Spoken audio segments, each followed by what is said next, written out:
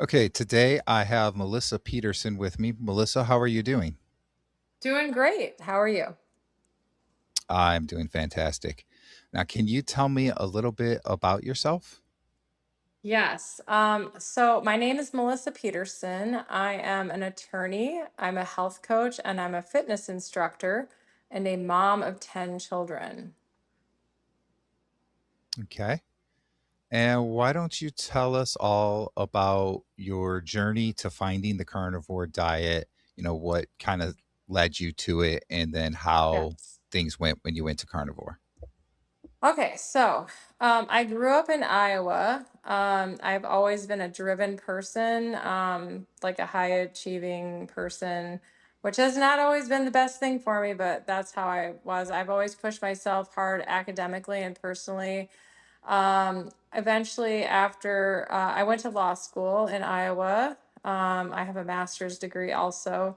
I have been practicing as an attorney for now 26 years. I'm licensed in Wisconsin, Minnesota, and Iowa. At the same time, since I've been doing this, since I was 18, I started working out. And so I've always been involved in health and fitness. After I had my first daughter in 2003, in 2004, I decided to become a group fitness instructor, which is something I thought about doing while in law school, but it was just way too busy. And I've been a yoga instructor since 2006. So I've taught just about every format that there is, and I developed a deep passion for helping people to be strong physically and mentally. I also pursued education in mindset transformation. I've done mindset stuff. I have a group that I belong to called Growth and Development. And I'm currently also pursuing a carnivore nutrition certification. Um, and I've been in the recovery and food addiction space for a while, since 2022. I have a certificate in Joan Iflin's ARC program. I'm an advocate there. I'm also a member of the Steak and Butter Gang. I have also, in the past, I've also been in Kelly Hogan's community for a while. Um, and through my healing journey, I started in 2018.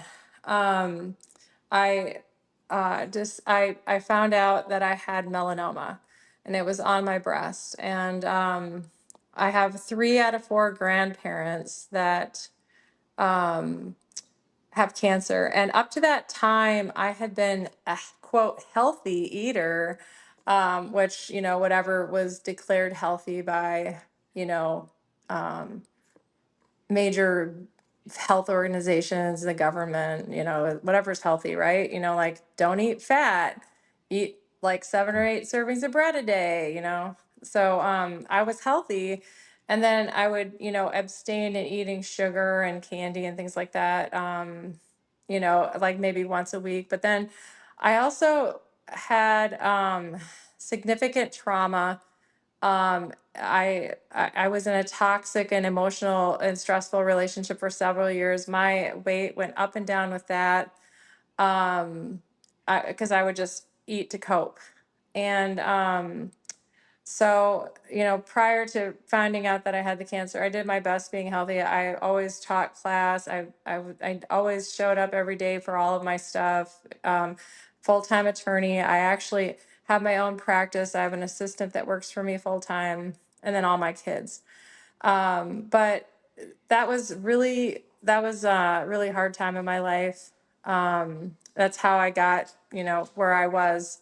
So, in 2018, when I found out I had the cancer, I knew that I had to do something because 3 out of my 4 grandparents died with cancer.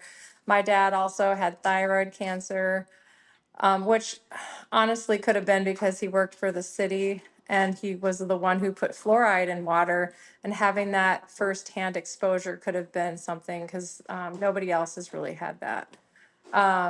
And my grandpa had a stroke. That's my dad's dad. My dad's dad also had diabetes. He died with liver and colon cancer. So I'm like, if I want to live, I need to stop eating sugar. So I stopped eating sugar and processed foods in 2018.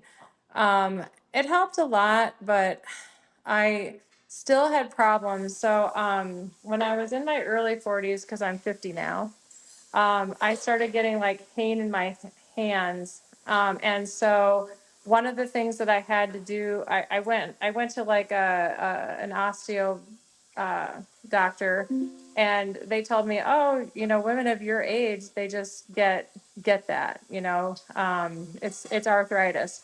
Well, so I had that, and then when I was 25, I was in a car accident. I broke my collarbone, and I was having shoulder tendonitis in my left shoulder, which lasted for like 6 years. And I went to two shoulder surgeons. I went to like all this physical therapy, and I religiously did my physical therapy every single day. Everything they told me to do, I did everything, because that's just the kind of person that I am. If they tell me to do something, I just do it. But it wasn't working, and I had lost a significant amount of strength, like doing overhead things. When I was teaching class, I I was having issues. I had to really take everything down.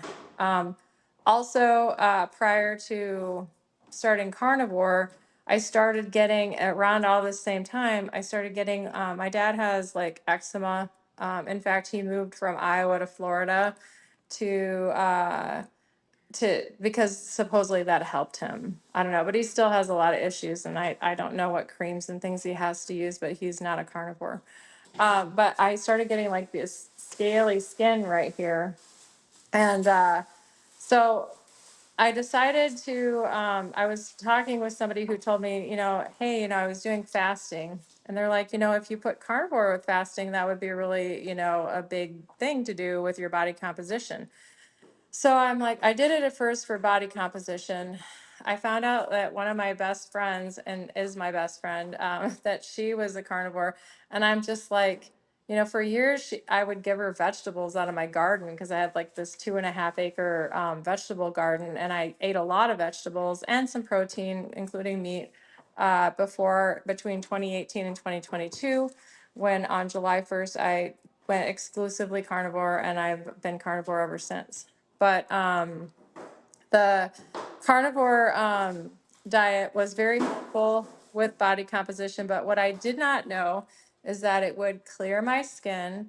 It would take the arthritis out of my hands. It would take the shoulder tendonitis out of my shoulder. That I was getting all of that inflammation from the vegetables I was eating. And so, because, I was eating vegetables to be healthy. And at that time, I wasn't eating processed food. I wasn't eating sugar. I wasn't eating bread or gluten. I barely ever used dairy. And I know that's carnivore, but like I do have an issue with dairy, personally.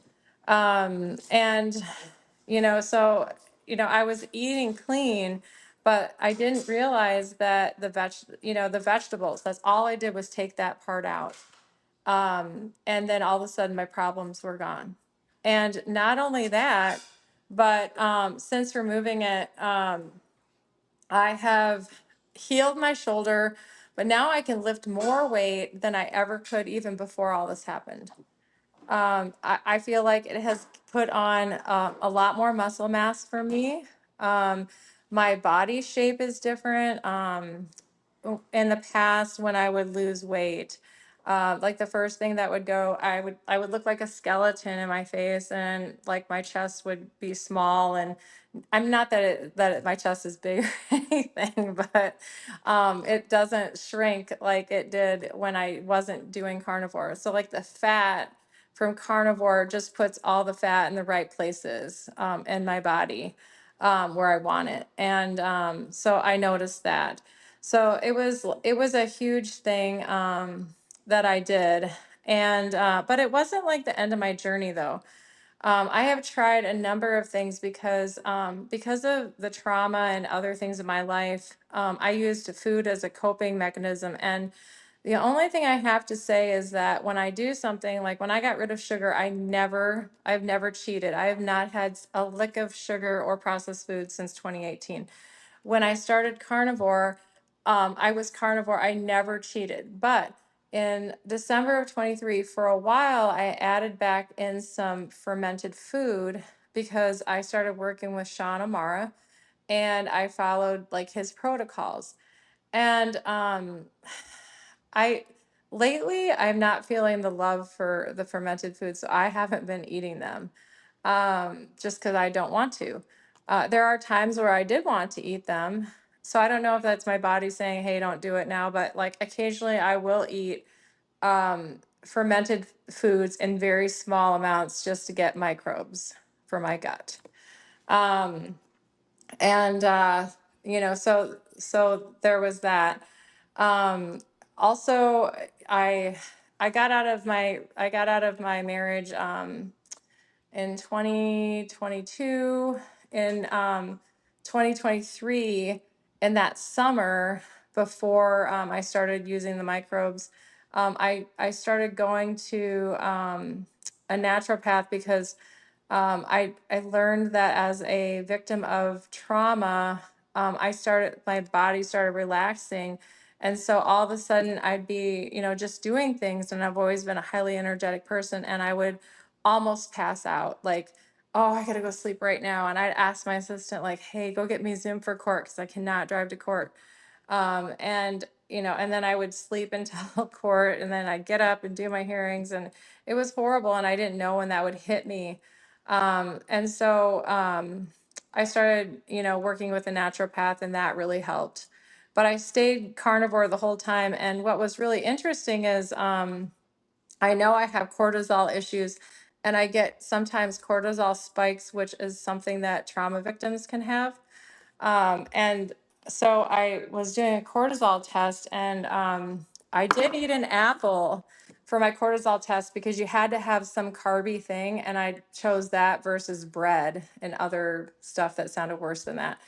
But one thing I learned, because my naturopath is a very vegetable oriented person, like he thinks vegetables are, I mean, he's a balanced diet person, but he very much promotes vegetables.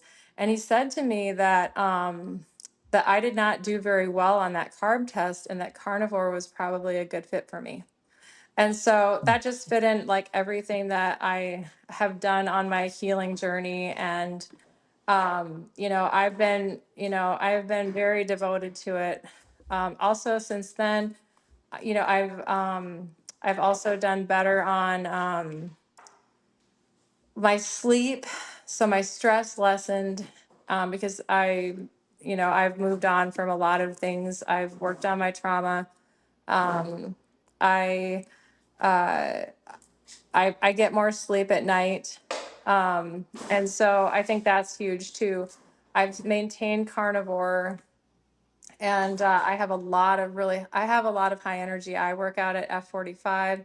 I like to go every day because I really enjoy it. That's been my gig now for almost, well, actually, like, yeah, 2 years in June. It'll be that I've started doing F45. I really love it.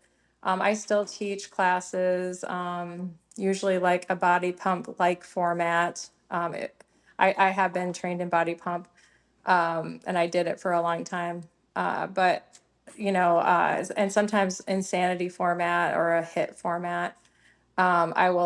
I'll teach those, and I have a lot of energy to do it. And I just remember, like before all that, that I couldn't have fathomed working out like that. I'll get up early in the morning and I'll go to these places, and I couldn't have fathomed doing that before because I wouldn't have had the energy. So, I mean, carnivore has given me so much energy. I feel like I'm 12 years old. I can do things that are amazing that I could never do in my 20s. The way that I can do crow pose on my hands. Couldn't do that in my 20s. Didn't have the strength. I can't, I wasn't as flexible. I wasn't as strong. Um, if my 20-year-old self was standing here, I'd very much be able to take her out. So, I've come a really long ways, and I attribute a lot of Probably everything. I mean, I really do think sleep, stress, and what you eat are they're the biggest thing in your life. Also, getting rid of food addiction, because a lot of us that come to carnivore, we have food addiction. And sometimes I think carnivore doesn't work for people, and I struggled with it. And not everybody's the same. Some people do just fine, but I had to watch the amounts I was taking in because it was just too much. Because with my addiction with food, I also had an addiction to volume eating. And so, since when you're eating meat and fat, that gives you like a huge amount of food at once, in a smaller amount than when you're eating vegetables and other things. So I had to really watch out for that. I've played with my macros, and I'm still playing with them. I think that I am not letting my body um, get stuck in a mode. So sometimes I'll do like um, close to half and half. Sometimes I'll do 60/40 fat protein. Sometimes I'll do 70/30. But right now I'm doing 75/25. And then I'm playing around with my fasting with that. I do intermittent fasting. I was doing like some 48-hour fasts.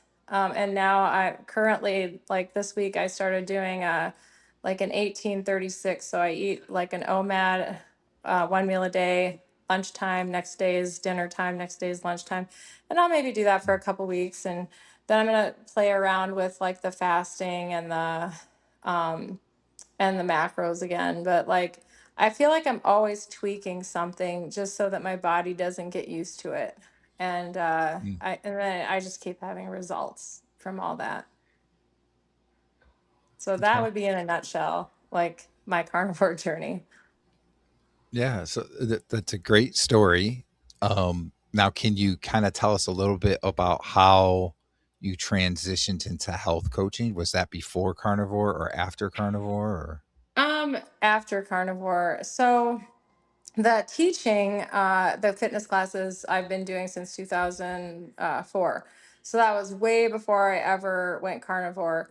Was way before I ever cut out processed foods and sugars because I just treated it like everybody else because nobody knows this information that you just shouldn't eat that stuff and it's poison for you.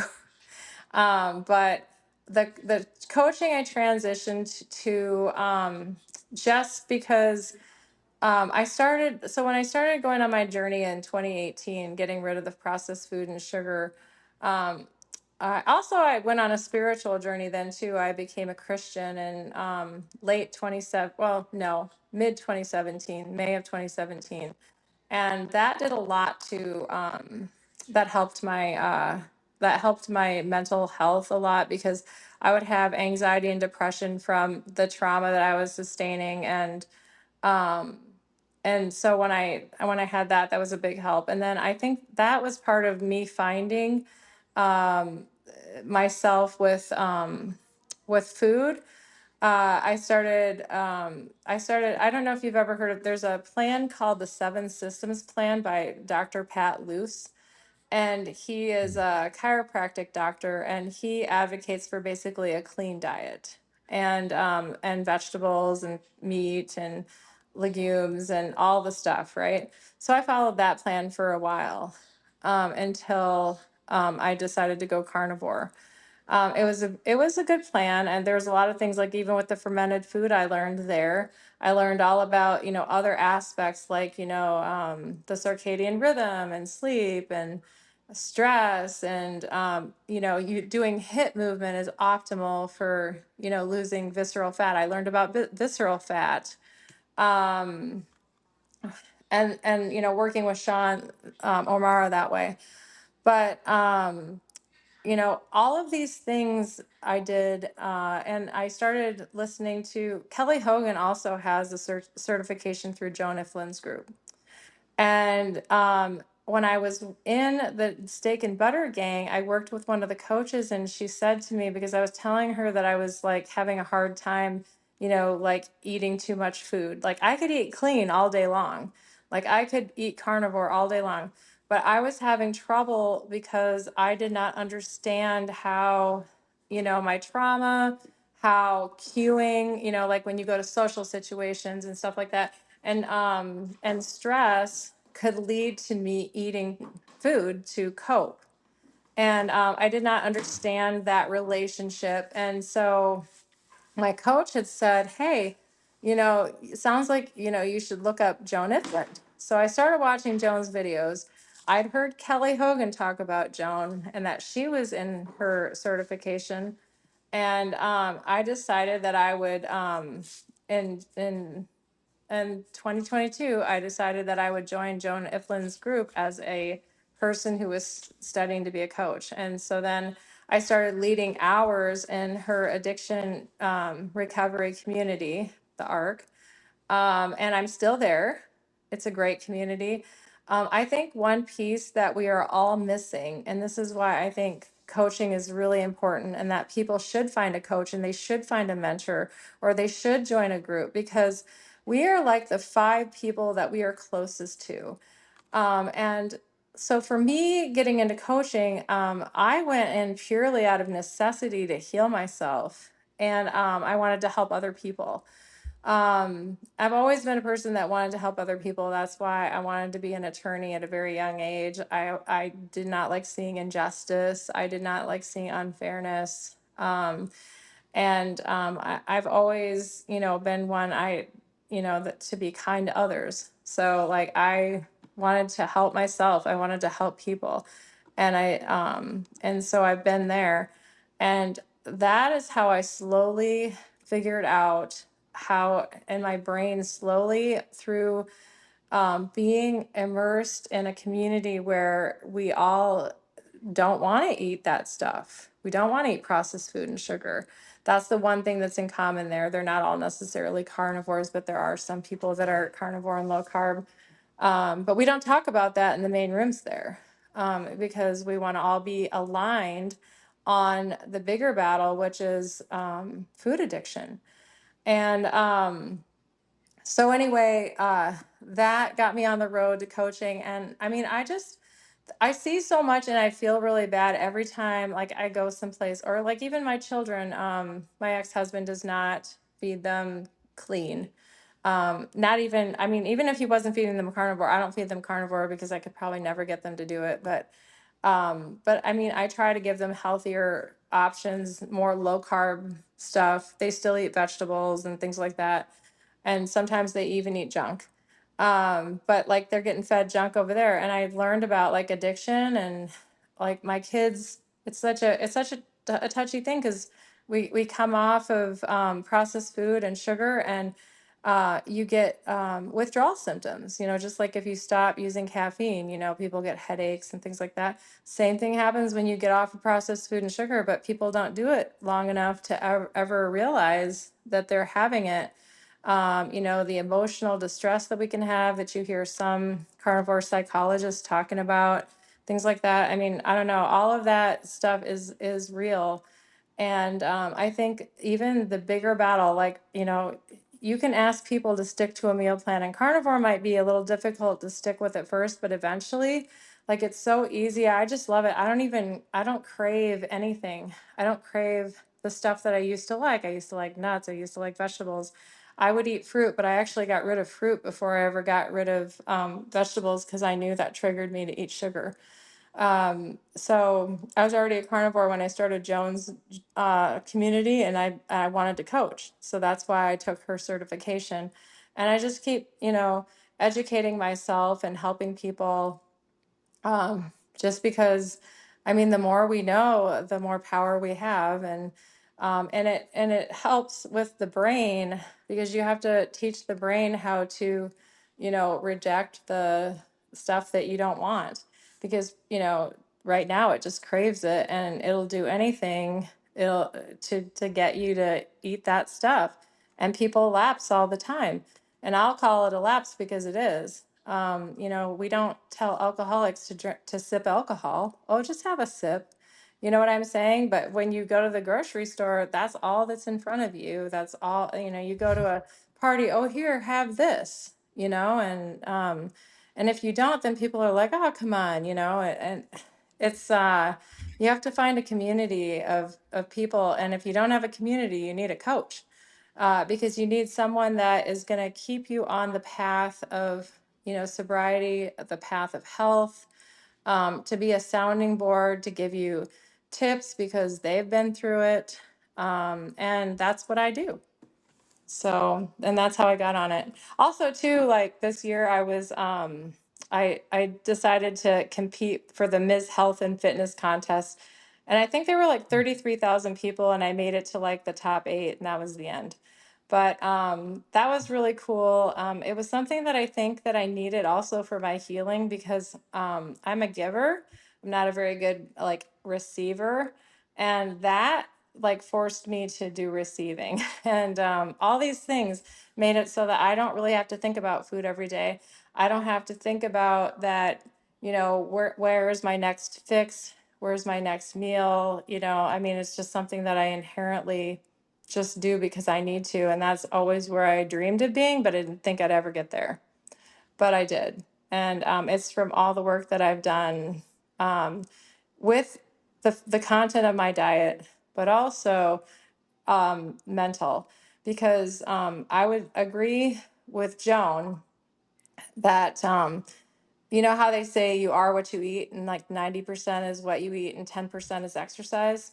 So if you take that piece and then you take the other piece, the piece that's diet and exercise is 20%, but your mental, emotional, and stress response is 80. And you have to learn how to cope with that in order to keep the 20% in check. So that's how I Mm, got into the coaching, just because I passionate about it. I love it. It's my hobby. I find it fascinating and interesting, and I enjoy seeing other people find success. okay. And you're also a fitness instructor. Yep. So what do you do with that? Well, I teach at the Y, and I, over the years, like it started out, I started out teaching water aerobics, and then it went to like step aerobics. It went to cycling. I did Johnny G cycling back in the day.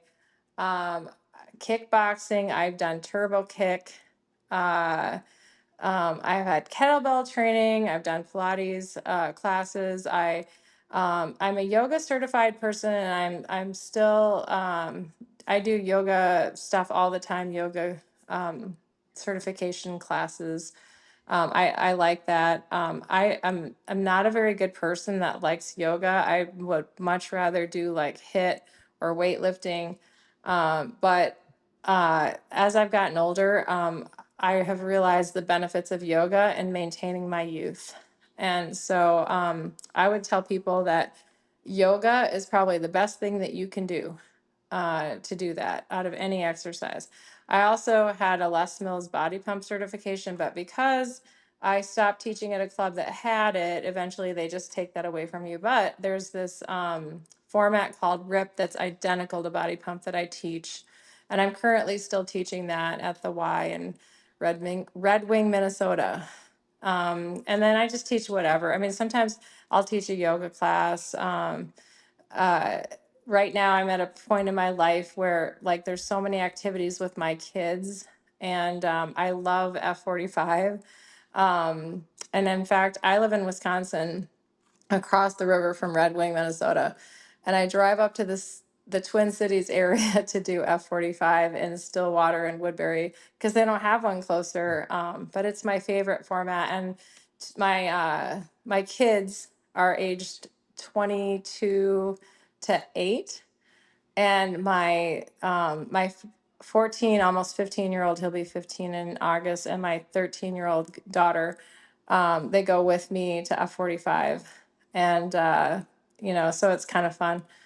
But that's kind of my thing right now. I just love F45. For many years, I was still teaching at the Y, and then I would even work out at home doing like P90X workouts and stuff like that. But I've just really loved doing that. And so until like that changes, or things change with like my kids doing activities, like they're in volleyball and all these other school activities, we were doing jujitsu and things like that. But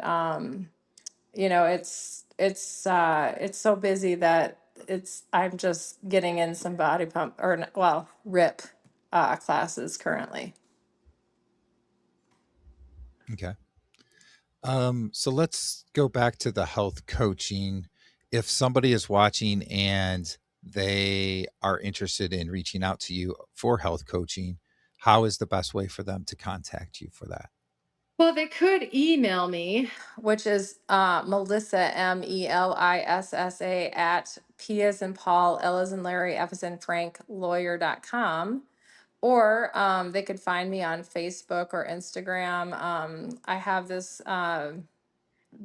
my coaching business is called the Becoming Method. Um, and my last name is Peterson, it's spelled Petersen. And I'm on Facebook, but I mean, probably there's a million Melissa Petersons in Wisconsin. But I could give you those URLs because they're very long. I wouldn't remember what they were, but the Yeah. email would probably be an easy way. Okay. I'll make sure that I have those in the description of this video for anybody. Um, so I want to make sure I got this right. I think you said that your coaching is called Becoming Mindset. Is that The correct? becoming method.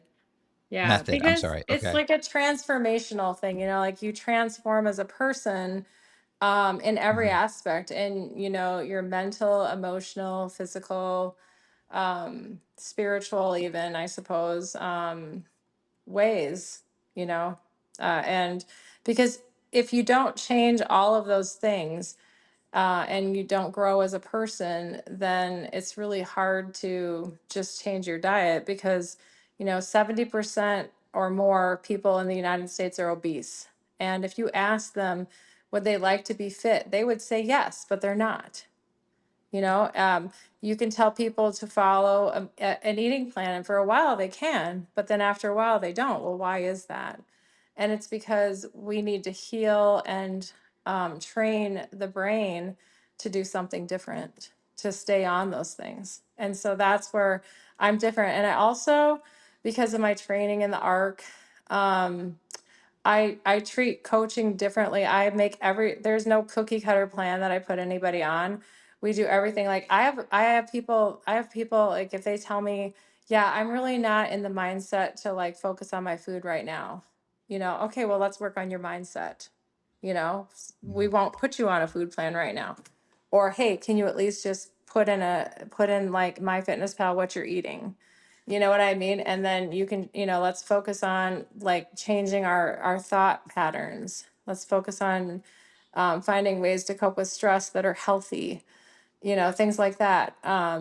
If somebody, maybe they have their food down, they just want to work on movement. I can work on movement with them. Or we talk about other things, like I've talked about circadian rhythm, sleep, stress, just coping with those things. And then, we have a lot of like emotional things that have happened to us as we, like, even people who maybe have not had a lot of trauma, they have parts of them that are, just have them doing behaviors or patterns that they may not like, and then we try to figure out the root cause of those and try to deal with those things, because those things are the cause of why they're eating, or other things. I mean, there's so many things with addiction. I do a lot of I do family criminal estate planning and appeals in Wisconsin, Minnesota, and then Iowa. I've done like a lot of stuff, but I still do those things there too.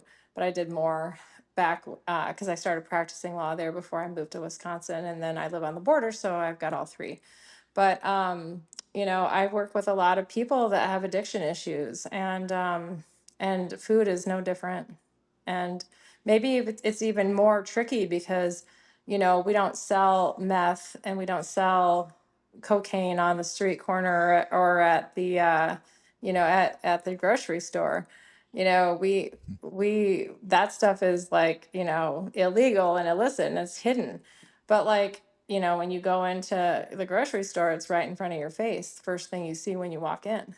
And so, you know, and also, there's a lot of studies. Joan had written a textbook on food addiction. And, there's a lot of stuff in there. And I mean, sugar is more addictive than street drugs in our brains. on our carnivore diet, like it's really easy. And she talks about this. She says she's seen a lot of low carb and carnivore people have transfer addictions to fat. That happened to me. Actually, when I went carnivore, I started having addiction to dairy. And then, because dairy, the casomorphines are the same, affect the same pathways as morphine in your brain. And so it can be addictive. And then it transferred to fat addiction. I was making like these fat truffles and I couldn't stop eating them. And like I finally broke all of that. But I went through a lot of transitions, but staying clean on carnivore. But I went through a dairy addiction, a fat addiction, and also a food. Like a volume eating addiction. And so I had to overcome all of that. But I did it in time and I did it at my own time with no pressure. I mean, eventually my brain just, like doing all the stuff that I do with the coaching, I did it in the arc, doing all those things, and doing stuff on my own, listening to a lot of podcasts and just studying it a lot. My brain just transitioned from those things, and then I was ready to let it go. So I would let go of one thing, and then I'd let go of another, and then finally, the last thing to go was my volume addiction. But eventually it did. And I mean, I just love the simplicity of carnivore because there's no slippery slope to go down. When I was eating regular food, I might have some almonds and some dark chocolate, right? And then all of a sudden, one day I'll have more almonds and more dark chocolate, and then the dark chocolate turns to milk chocolate. And then I'm eating like a bunch of stuff, and then pretty soon I'm eating like bowls of cereal, you know? And but with carnivore, like I just eat carnivore, and there's no slippery slope for me to go down. And I love it. I don't have to think about it. And it's easy. And I'm always happy to eat my food. I never want something else. Like I could even be on the lion diet and never eat bacon or whatever, chicken, anything. I could do that because I love beef, but I do eat other meat and I eat eggs. But the dairy I've had to really minimize because I found that like if I eat a lot of dairy, even outside of addiction, um, my ankles will swell, like, and my fingers, Mm. my wrists and stuff will swell with inflammation from that. So I can't do it. Whereas some people maybe they can. And then my naturopath told me to stop eating butter, but I was being exposed to gluten with eating butter because my kids would butter their toast. And even though there wasn't like physically anything in the butter, I was tested and I was getting gluten in my blood. And so if you share a butter dish with people who are not carnivores, Mm. you could be being exposed to gluten. And so that pretty much took all of it out of there. And then I sort of made my kids go gluten free, so that I wouldn't be exposed to it anymore. Because how would a carnivore who I haven't even eaten bread since, before 2018. So, and I never ate it hardly ever then either. So, I don't really know like how I'm like, I had to like really figure that out. I was like looking at all my soap products and other products to make sure I didn't have gluten in them. But getting rid of, I stopped eating butter too and now I just use tallow or lard that I render myself because I get my meat from my old neighbor who's a farmer, and so I'll buy the cow and the pig, and then I'll get it processed at a butcher, and then I have like, well, I've got 10 kids, so I've got three great big deep freezes, three refrigerators with freezers, and so I have plenty of room for like a whole cow and a whole pig, and so I do that once a year, or even maybe a little bit less than a year, depending on how fast we go through it. Mm. Great. All right. Well, Melissa, this has been a great conversation. I want to thank you for coming on the channel today. And I guess to finish off, is there anything additional that you would like to add that we haven't talked about? Um, just Just I would just say that I think the biggest thing to nutrition is, changing our brain and being around people that are like-minded. And, it's like anything with faith, that's why you go to church, to be around like-minded people. Just keep being around carnivores, keep being in community, keep having mentors.